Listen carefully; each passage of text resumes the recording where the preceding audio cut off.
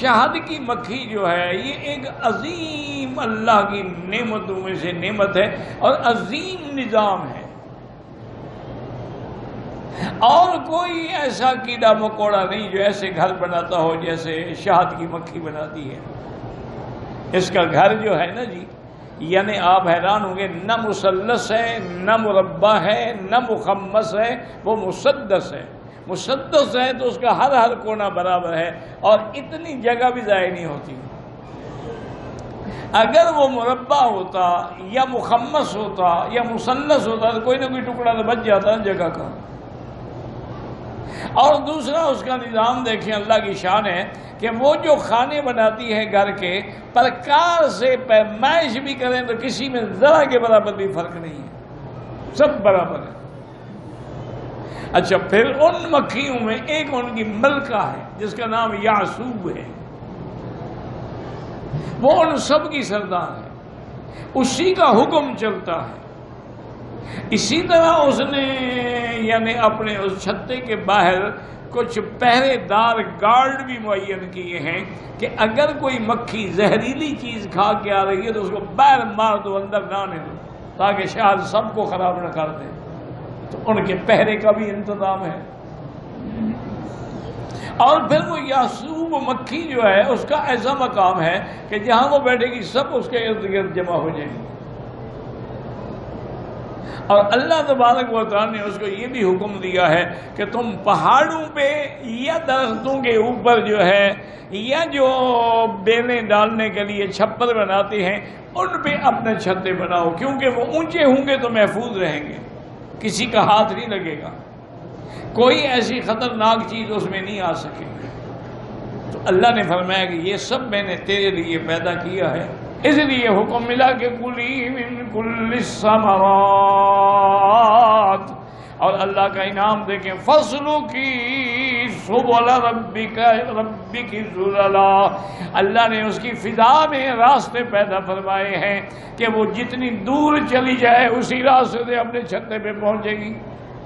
اگر اللہ اس کو یہ راستے نہ سمجھاتے وہ تو بھٹک جاتی نا جی، نکل جاتی کبھی ادھر کبھی ادھر، تو اپنا چھتا تو اس کو ملتا ہی نہیں۔ اگر ہم نے اس کے لیے راستے بنائے ہیں اور راستے اس کے لیے ہم نے آسان کر دیے ہیں کہ وہ اس کے تابع ہیں، وہ اسی پر چل کے اپنے چھتے تک پہنچتی ہے۔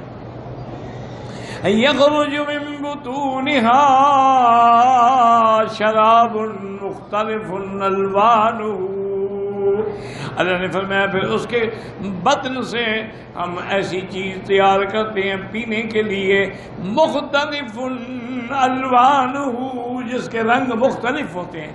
کیا ورنہ کبھی دیکھو نا شاد سفید ہوتا ہے، پہاڑوں کا سفید ہوتا ہے، کبھی دیکھو تو شاد سرخ ہوتا ہے، کبھی دیکھو تو شاد جو ہے وہ زرد ہوتا ہے، جیسے پھولوں کا ہے، سبزے کا ہے، فروٹ کا ہے، تو اس کا رنگ بھی بدلتا ہے۔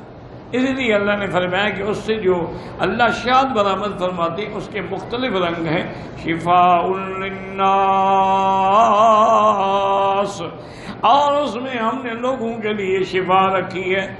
اس لیے بعض علماء تو کہتے ہیں کہ ہر بیماری کی شفا ہے، لیکن بعض علماء کہتے ہیں کہ اس سے مراد یہ نہیں ہے کہ شفاء للناس سے مراد یہ کہ ہر بیماری کا ہو۔ بعض بیماریاں ایسی ہیں جس میں شہد دینا مضر ہے، لیکن اکثر بیماریاں جو ہیں اس کا وہ علاج ہے۔ میرے آقا کے زمانے میں، سرکار دو عالم کے زمانے میں، ایک صحابی نے آ کے عرض کیا کہ یا رسول اللہ، میرے بھائی کو اسہال لگ گئے ہیں، پیٹ چل رہا ہے۔ آپ نے فرمایا اسکے اصلاً، اس کو جا کے شربت بنا کے شہد کا پلاؤ۔ اس نے پلایا، پھر واپس آیا، انہوں نے کہا سنو تو پہلے سے بھی بڑھ گئے ہیں، اور میں اسکے ہوں اصلاً، پھر پلاؤ۔ اب نبی پاک کا فرمان کون ٹال سکتا ہے؟ اس نے پھر پلایا، وہ مرض زیادہ ہو گئی، وہ پھر آیا، حضور وہ تو پہلے سے بھی زیادہ ہو گئے، اور میں اسکے ہوں اصلاً، پھر پلاؤ اس کو۔ جب تیسری دفعہ اس نے پلایا تو پیٹ بند ہو گیا، ٹھیک ہو گیا، اسہال ہو گئے۔ تو اب وہ آئے حضور کی خدمت میں اور خبر دی کہ یا رسول اللہ الحمدللہ میرا بھائی ٹھیک اور میں صدق اللہ وکذب وطن اخیک، اللہ کا کلام سچا ہے، تمہارے بھائی کا پیٹ قبول نہیں کر رہا تھا، جب اس سے ساری گندگی نکل گئی قبول کرنے کے قابل ہوا تو ٹھیک ہو گیا۔ تو اللہ نے جب فرمایا شفاء للناس تو شفا کیسے نہیں ہو؟ تو اس لیے یعنی اب بھی نئی نئی تحقیقات جو ہو رہی ہیں اس میں بھی یہی آ رہا ہے کہ شہد جو ہے یہ بہت بڑی بیماریوں کا علاج ہے۔